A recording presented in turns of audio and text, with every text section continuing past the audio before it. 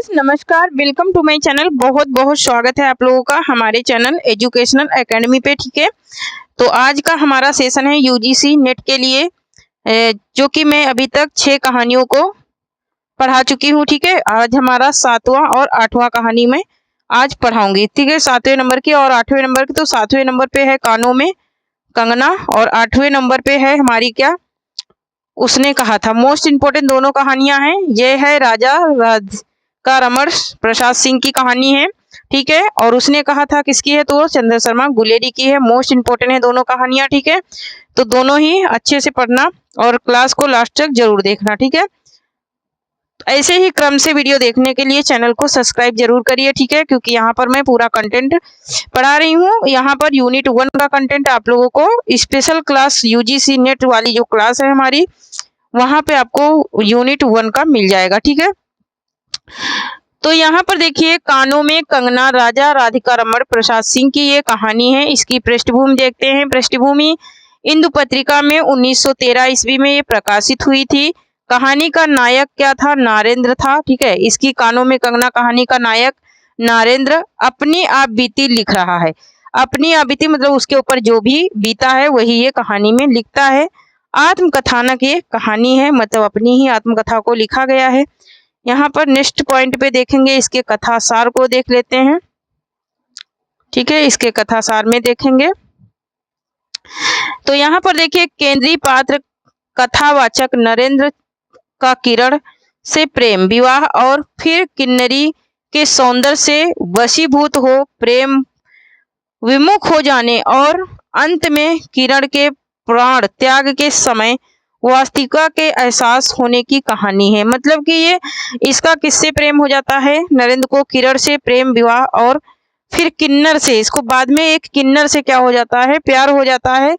और जब किरण की मृत्यु होती है तो किरण के मृत्यु के समय उसके जब प्राण निकलने लगते हैं तब ये अपनी वास्तविकता का, अपनी गलती का एहसास करता है इस कहानी के माध्यम से। ठीक है, यहाँ पर देखेंगे नेक्स्ट पॉइंट में देखेंगे तो नेक्स्ट पॉइंट में है यहाँ पर इतना ही कथासार पढ़ने की जरूरत है। ठीक है, इतना ही कथासार पढ़ लीजिए, आपका आराम से इतने में हो जाएगा, क्योंकि हमको पूरा पेज पढ़ने की जरूरत नहीं है। यहाँ देखिए पत्नी के से अलग दुनिया के प्रेम में फरेब, छल और विश्वासघात होता है। लेखक का उद्देश्य प्रेम, सत्य, ईमानदारी और नैतिक मूल्यों का बोझ कराकर आशीर्वाद की स्थापना करना। लेखक का कहना था इस कहानी के माध्यम से जो हमने प्रेम किया है वो सच्चा प्रेम होना चाहिए और ईमानदारी का होना चाहिए, और इसमें आदर्शवाद की स्थापना इन्होंने स्थापित की है। ठीक है, यहाँ पर देखेंगे नेक्स्ट पॉइंट में पात्रों को देख लेते हैं इनके। तो यहाँ पर देखिए मुख्य पात्र में एक सेकंड, मुख्य पात्र में क्या है, एक क्या हो रहा में है ना, तो मुख्य पात्र है यहाँ पर मुख्य पात्र। ठीक है, मुख्य पात्र में किरण है, कहानी की नायिका है, जो नायक नरेंद्र की पत्नी है, उसके गुरु योगीश्वर की पुत्री है। किसके, नरेंद्र के गुरु योगीश्वर की पुत्री है, और नरेंद्र की क्या है, पत्नी है, और नरेंद्र की पत्नी है, और योगीश्वर की क्या है, वो पुत्री है। और गुरु के किसके गुरु हैं, नरेंद्र के गुरु हैं। नरेंद्र के गुरु योगीश्वर की ये पुत्री है, और किरण नरेंद्र की क्या है, तो ये पत्नी है। किरण क्या है, आदर्शवादी नारी रहती है, आदर्शों को मानने वाली रहती है। यहाँ पर देखिए नायिका की सुंदरता की तुलना लेखक ने प्रकृति से ही की है। आकाश में तारों को देखा या उन जगमग आंखों को देखा, बात एक ही थी। नरेंद्र किरण का पति, जो पहले उसके पिता का ही शिष्य रहता है, किरण से खूब प्रेम करता है, बाद में एक किन्नरी के जाल में फंसकर सब गंवा देता है ना। योगीश्वर नरेंद्र के गुरु रहते हैं, योगीश्वर क्या है, नरेंद्र के गुरु हैं। नेक्स्ट देखेंगे गौड़ पात्र में इसके देखेंगे। ठीक है, गौड़ पात्र जूही है, जूही नरेंद्र के घर की नौकरानी है। किन्नरी है, खलनायिका है, मतलब कि इसकी दूसरी क्या है, नायिका है। मोहन नरेंद्र का पहचान वाला है ना। यहाँ पर विशेष पॉइंट देख लेते हैं। विशेष पॉइंट में इसके क्या आएगा, तो यहाँ पर विशेष पॉइंट देखिए, अत्यंत अलंकारिक व किलकृष्ट भाषा में ये लिखी गई है। इसमें 2 स्थानों की चर्चा है, ऋषिकेश और मुरादाबाद की इसमें चर्चा है। ठीक है, कहाँ की, ऋषिकेश और मुरादाबाद की चर्चा है। भोली भाली स्त्री की पीड़ा का मौन वर्णन है, मतलब वो कुछ बोलती नहीं है लेकिन वो अपनी पीड़ा अंदर ही अंदर क्या करती है, सहती रहती है। गलत संगति का असर हुआ है इसमें। प्रकृति की खूबसूरती सौंदर्य का वर्णन है। नेक्स्ट पॉइंट देखेंगे, विशेष में है। ठीक है, आत्मग्लानि एवं पश्चाताप का बोझ है। ठीक है, तो यहाँ पर अगर क्वेश्चन बनता है कि इस कहानी का मूल विशेषांक क्या है। ठीक है, इस कहानी का मूल विशेषांक क्या है, तो मूल विशेषांक में मैं बताते चलूं कि ये सारे ही पॉइंट आ जाएंगे। ठीक है, तो ये आप लोगों को याद रखना है कि ये सारे पॉइंट मूल विशेषांक में आएंगे। ठीक है, नेक्स्ट पॉइंट, यहाँ पर नेक्स्ट पॉइंट में प्रमुख उद्धरण, उसे वन के फूलों का भोलापन समझो, नवीन चमन के फूलों की भंगी नहीं, विविध खाद या रस के जिनकी जीविका है, निरंतर काट छांट से जिनका सौंदर्य है, जो 2 घड़ी चंचल चिकने बाल की भूसा है, 2 घड़ी तुम्हारे फूलदान की शोभा है। वन के फूल ऐसे नहीं, प्रकृति के हाथों से लगे हैं। ठीक है, मेघों की धारा से बढ़े हैं और चतुर दृष्टि इन्हें पाती नहीं। कहने की जो चतुर दृष्टि होती है, मतलब कि जो चतुर होते हैं उनको उसे वो पाते नहीं। जगदायु इन्हें छूती नहीं, यह सरल सुंदर सौरभमय जीवन है। जब जीवित रहे तब चारों तरफ अपने प्राण धन से हरे भरे। नेक्स्ट पॉइंट पे देखेंगे, ये प्रमुख उद्धरण की बातें हो रही हैं।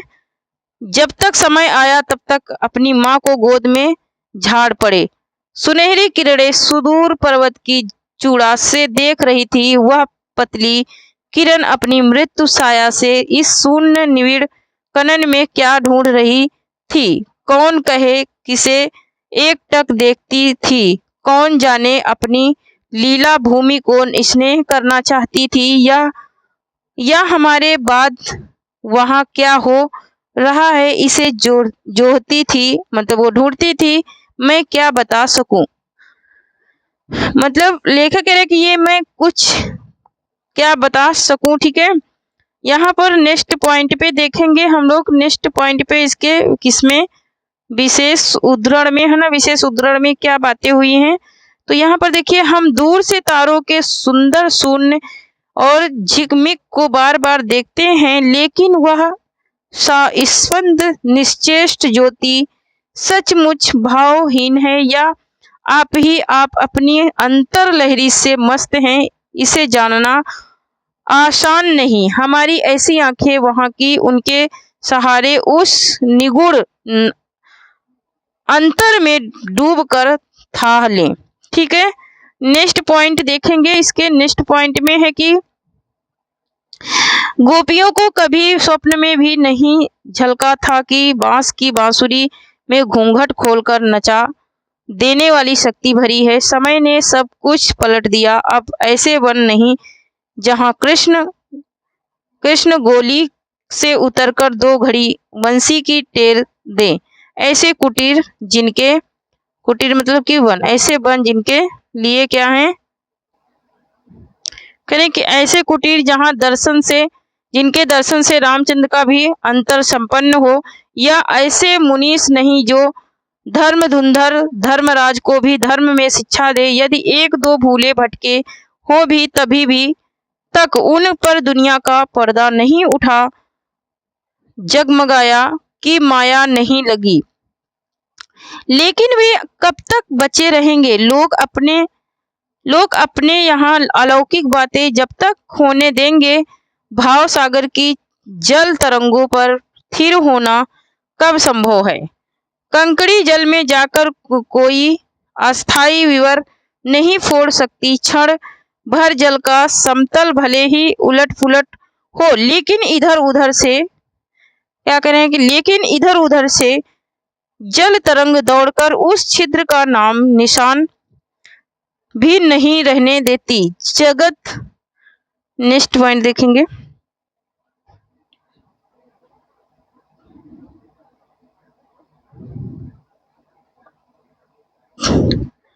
हाँ, तो जगत की भी यही चाल है। यदि स्वर्ग से देवेंद्र भी आकर इस लोक में चलाचल में खड़े हो, फिर संसार देखते ही देखते उन्हें अपना बना लेगा। इस काली कोठरी में आकर इसकी कालिमा से बचे रहे। ऐसी शक्ति अब आकाश कुसुम की समझो। 2 दिन में राम हाय जानकी कहकर वन डोलते फिरे। 2 क्षण में यही विश्वामित्र को भी स्वर्ग से घसीट लाया। चढ़ा नशा उतर पड़ा, सारी बातें जूझ गई, आंखों पर की पट्टी खुल पड़ी। लेकिन हाय खुली भी तो उसी समय जब जीवन में केवल अंधकार ही रह गया, है ना। इन्होंने कहा कि जब उसी समय इनको सब कुछ समझ में आया नारायण को कि जब उनके जीवन में कोई ही नहीं बचा, सब कुछ समाप्त हो गया। ठीक है, उनकी जो धर्म पत्नी थी किरण, वो मर गई। वो एक किन्नरी के चक्कर में पड़े थे और वो इसी में सस्से क्या हो गई, मर गई। ठीक है, अभी नेक्स्ट कहानी हम लोग देखेंगे क्या उसने कहा था। ठीक है, तो आज हम लोग 2 कहानियां पढ़ने वाले हैं। ये मैं स्टार्टिंग में ही बताई हूँ आप लोगों को।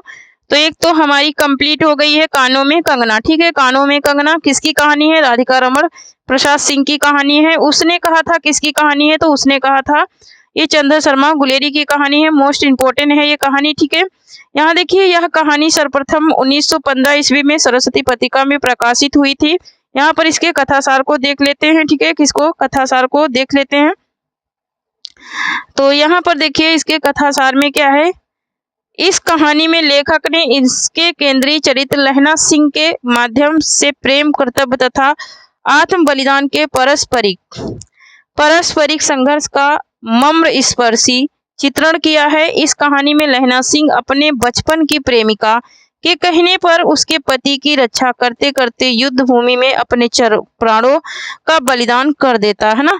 बचपन का प्रेमी रहता है। ठीक है, बचपन का प्रेमी रहता है लहना सिंह और उसकी प्रेमिका जो रहती है उसकी रक्षा में, उसके पति की रक्षा करने के लिए वो क्या करता है? अपने प्राणों का बलिदान कर देता है। नेक्स्ट पॉइंट देखेंगे इसके। नेक्स्ट पॉइंट में यहाँ पर देखेंगे पात्र इनके। ठीक है, इसके पात्र कहानी के। तो मुख्य पात्र में है लहना सिंह, नंबर 77 सिख राइफल्स में जमादार रहते हैं। बचपन में अपने मामा के यहाँ एक लड़की से प्रेम हो जाता है जो बाद में सूबेदारिनी बनती है। ठीक है, कर्तव्य निष्ठा सिपाही, कुशल सिपाही रहता है। अपने दिए वचन को निभाने के लिए अपने प्राणों को भी कुर्बान कर देता है। कौन? लहना सिंह।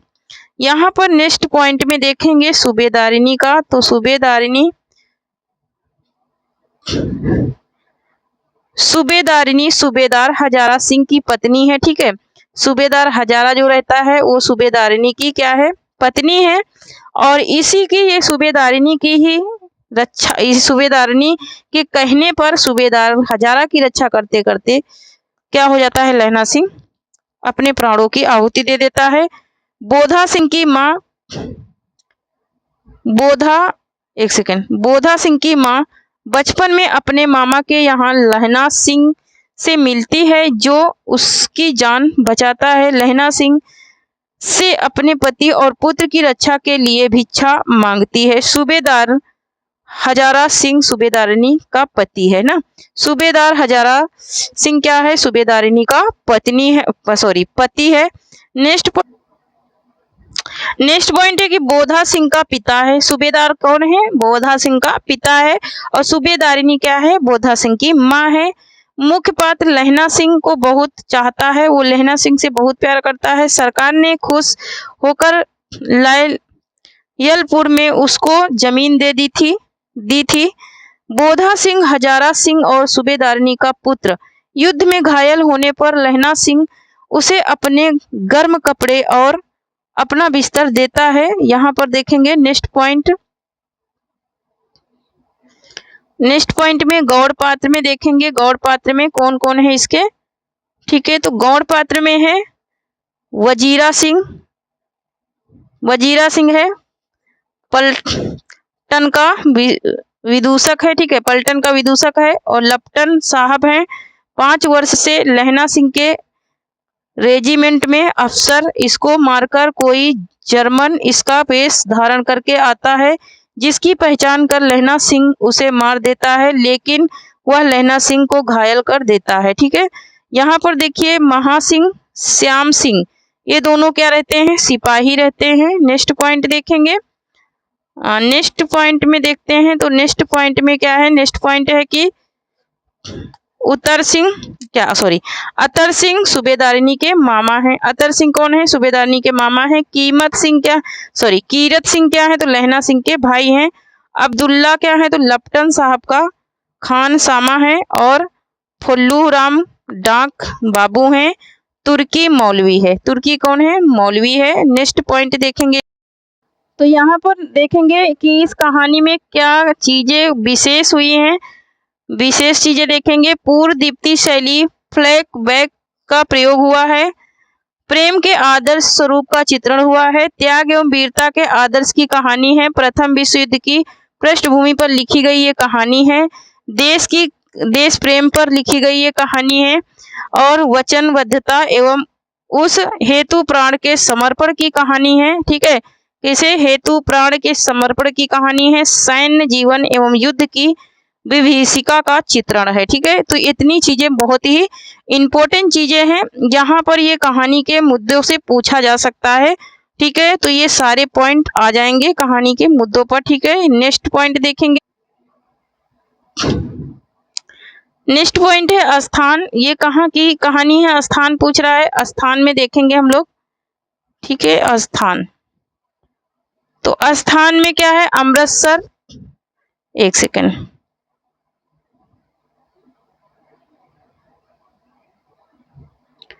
अमृतसर, एक सेकेंड, क्या हो रहा,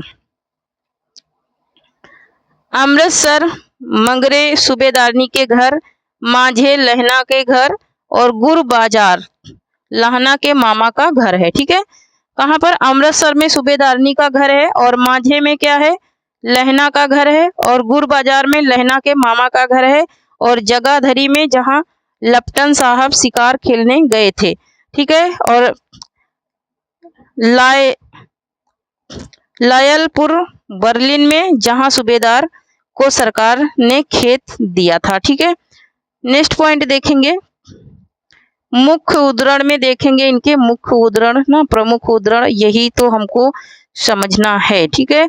यहाँ पर मैं मेन पॉइंट ही लाती हूँ कहानी के, ठीक है। मैं मेन पॉइंट ही लाती हूँ, इसलिए इसे नोट जरूर करना, बहुत ही इंपॉर्टेंट चीजें हैं, ठीक है। यहाँ पर देखिए, बड़े बड़े शहरों के इक्के गाड़ी वालों की जबान के कीड़ों से जिनकी पीठ छिल गई है और कान पक गए हैं, उनसे हमारी प्रार्थना है कि अमृतसर के बबूत काट वालों की बोली का मरहम लगावें, ठीक है। हट जीड़ जोगिए, हट जा कर मालिए, हट जा पुत्ता प्यारिये, बच जा लंबी उम्रा वालिये। समष्टि में, यहाँ देखो ये लाइनें पूछी जा सकती हैं, ठीक है, ये लाइनें, ठीक है। समष्टि में इनके अर्थ है कि किंतु जीने योग्य है, तू भाग्य वाली है, पुत्रों की प्यारी है, लंबी उम्र तेरे सामने है, तू क्यों मेरे पहिए के नीचे आना चाहती है, बच जा। ऐसा इन लाइनों के माध्यम से कहना चाहते हैं। नेक्स्ट पॉइंट पे यहाँ पर देखेंगे, नेक्स्ट पॉइंट पे है कि लड़के ने मुस्कुराकर पूछा, तेरी कुड़माई हो गई। इस पर लड़की कुछ आंखें चढ़ाकर घत कहकर दौड़ गई और घर मुंह देखता रह गया, और लड़का मुंह देखता रह गया। फिरंगी में फल और दूध की वर्षा कर देती है, लाख कहते हैं दाम नहीं लेती, कहती तुम राजा हो, मेरे मुल्क को बचाने आए हो। नेक्स्ट पॉइंट देखेंगे, नेक्स्ट पॉइंट है कि बिना फेरे बिना फेरे घोड़ा बिगड़ता है और बिना लड़े सिपाही। लड़ाई के मामले जमादार या नायक के चलाए नहीं चलते। बड़े अफसर दूर की सोचते हैं। 300 मील का सामना है, एक तरफ बढ़ गए तो क्या होगा। हाँ, देश क्या है, स्वर्ग है। मैं तो लड़ाई के बाद सरकार से 10 घुमा जमीन यहाँ मांग लूंगा और फलों से बटे बूटे लगाऊंगा। ठीक है, तो यहाँ पर नेक्स्ट पॉइंट पे देखते हैं हम लोग। नेक्स्ट पॉइंट पे कह रहा है कि जैसे जनता घुमा लूंगा। तो नेक्स्ट पॉइंट पे है कि जैसे जनता ही ना हो, रात भर तुम अपने कंबल से उसे उड़ाते हो और आप सिगड़ी के सहारे गुजार करते हो। उसके पहरे पर आप पहरा दे आते हो। अपने सूखे लकड़ी के तख्तों पर उसे सुलाते हो। आप कीचड़ में पड़े रहते हो। कहीं तुम ना मर्दे पड़ जाना। जाड़ा क्या है, मौत है, और निमोनिया के मरने वालों को मुरब्बे नहीं मिला करते। ऐसा कहते हैं और कहते हैं मेरा डर मत करो, मैं तो बुलेल की खड्डर के किनारे मरूंगा भाई। कीरत सिंह की गोदी पर मेरा सिर होगा और मेरे हाथ के लगाए हुए आंगन के आम के पेड़ की छाया होगी। ऐसा कहते हैं और कहते हुए देखते हैं नेक्स्ट पॉइंट पे। ऐसा कहते हुए सूबेदार ने लहना सिंह की जांच में पट्टी बांधनी चाहिए, पर उसने यह कहकर टाल दिया कि थोड़ा घाव है, सवेरे देखा जाएगा। बोधा सिंह ज्वर में बर्रा रहा था, मतलब कि जो बोधा सिंह था वो बुखार से पीड़ित था। वह गाड़ी में लिटाया गया। लहना को छोड़कर सूबेदार जाते नहीं, यह देख लहना ने कहा, तुम्हें बोधा की कसम है और सूबेदारनी जी की सौगंध है, जो इस गाड़ी में ना चले जाओ। और तुम नेक्स्ट पॉइंट देखेंगे। नेक्स्ट पॉइंट में क्या कहते हैं, एक सेकंड। तो नेक्स्ट पॉइंट में कहते हैं कि मेरे लिए वहां पहुंचकर गाड़ी भेज देना, और जर्मन मुद्दों के लिए भी तो गाड़ियां आती होंगी। मेरा हाल बुरा नहीं है, देखते ही नहीं मैं खड़ा हूँ। वजीरा सिंह मेरे पास ही है। सुनिए तो सूबेदारनी, होरा को चिट्ठी लिखो तो मेरा माथा टेकना, लिख देना, और जब घर जाओ तो कह देना कि मुझसे जो उसने कहा था वह मैंने कर दिया। ठीक है, जो उसने कहा था वह मैंने कर दिया। यहाँ पर देखेंगे नेक्स्ट पॉइंट की मृत्यु के कुछ समय पहले स्मृति बहुत साफ हो जाती है। जन्म भर की घटनाएं एक एक करके सामने आती हैं। सारे दृश्यों के रंग साफ होते हैं। समय की धुंध बिल्कुल उन पर से हट जाती है। तुम्हें याद है, एक दिन तांगे वाले का घोड़ा दही वाले की दुकान के पास बिगड़ गया था। तुमने उस दिन मेरे प्राण बचाए थे। आप घोड़ों की लातों पर चले गए थे और मुझे उठाकर दुकान के तख्त के पास खड़ा कर दिया था। ऐसे ही इन दोनों को बचाना, यह मेरी भिक्षा है। तुम्हारे आगे मैं आंचल पसारती हूँ। ऐसा कहते हुए वजीरा सिंह क्या करता है, वजीरा सिंह पानी पिला। उसने कहा था, अब के हाड़ में यह आम खूब फलेगा। ठीक है, अब के हाड़ में यह आम खूब फलेगा। जितना बड़ा तेरा भतीजा है उतना ही यह आम है। जिसका महीने उसका जन्म हुआ था, ठीक है, जिस महीने उसका जन्म हुआ था उसी महीने में मैंने इसे लगाया था। यहाँ पर नेक्स्ट पॉइंट पे देख लेते हैं, ये कहानी का अंत है। ठीक है, उसी महीने उसका जन्म हुआ था, उसी महीने में मैंने इसे लगाया था। फ्रांस और बेल्जियम 68वीं सूची मैदान में घावों से भरा। नंबर 77 सिख राइफल्स, जमादार लहना सिंह ऐसा कहते हुए अपने जानों की क्या कर देते हैं, कुर्बान कर देते हैं अपने प्राणों का।